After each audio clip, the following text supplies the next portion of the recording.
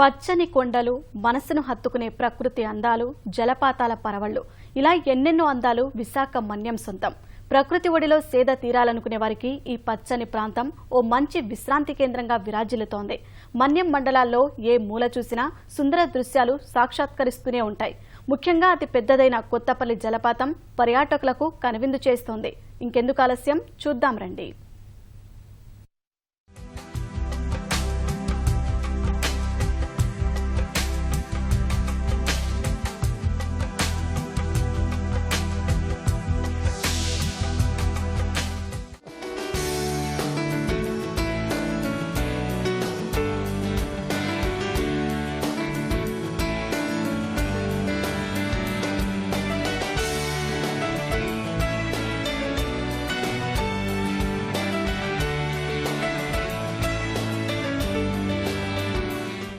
కొత్తపల్లి జలపాతం పర్యాటకుల స్వర్గధామం. విశాఖ జిల్లా పాడేరు ఏజెన్సీలోని జి మాడుగులకు 6 కిలోమీటర్ల దూరంలో, చింతపల్లికి 40 కిలోమీటర్ల దూరంలో ఉంది జలపాతం. ఇక్కడ ప్రకృతి పచ్చని చీర కట్టినట్టు సుందరంగా ఉంటుంది. ఆ చీరకు తెల్ల అంచులా మెరుస్తూ కనిపిస్తోంది కొత్తపల్లి జలపాతం. ఎంత ఆస్వాదించినా తనివి తీరని అందాలు ఈ జలపాతం సొంతం. అందుకే రాష్ట్రం నలుమూలల నుంచి పర్యాటకులు కొత్తపల్లికి వస్తుంటారు.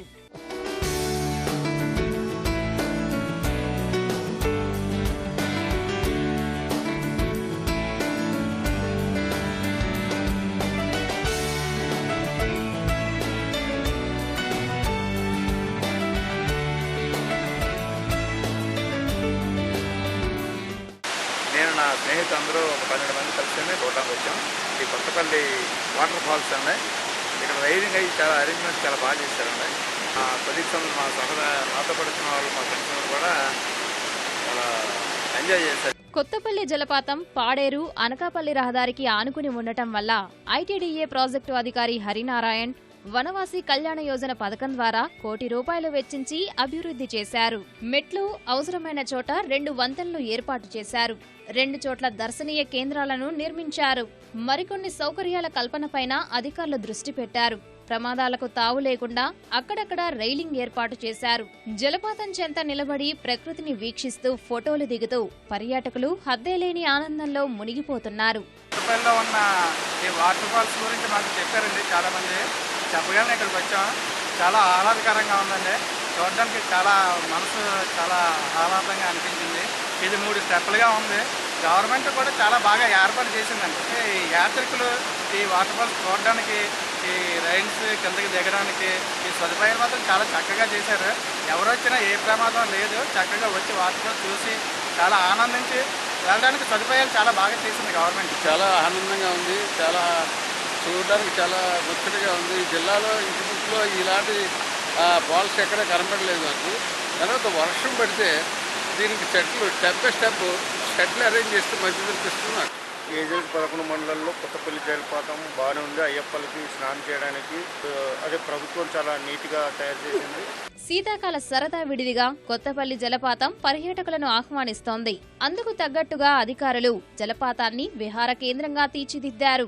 సామాజిక భవనంతో పాటు కొన్ని దుకాణాలు ఏర్పాటు చేసి గ్రామస్తులకు అప్పగించారు. గ్రామస్తులు ఆర్థికంగా పుంజుకునేందుకు చర్యలు చేపట్టారు. ప్రభుత్వ ప్రోత్సాహంతో అందంగా ముస్తాబైన కొత్తపల్లి జలపాతాన్ని వీక్షించేందుకు పర్యాటకులంతా కదిలి రావాలంటూ ఇక్కడ గైడ్లుగా వ్యవహరిస్తున్న స్థానిక యువకులు కోరుతున్నారు.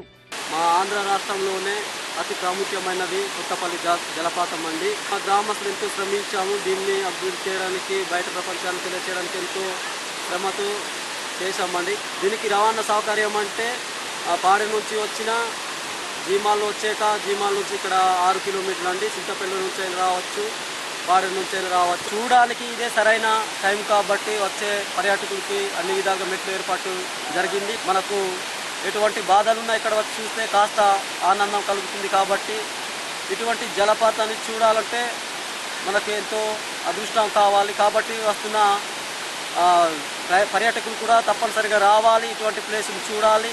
ఈ శీతాకాలంలో సెలవు దినాలు, వనభోజన కార్యక్రమాల కోసం ఓ మంచి ప్రదేశం కోసం చూస్తుంటారు.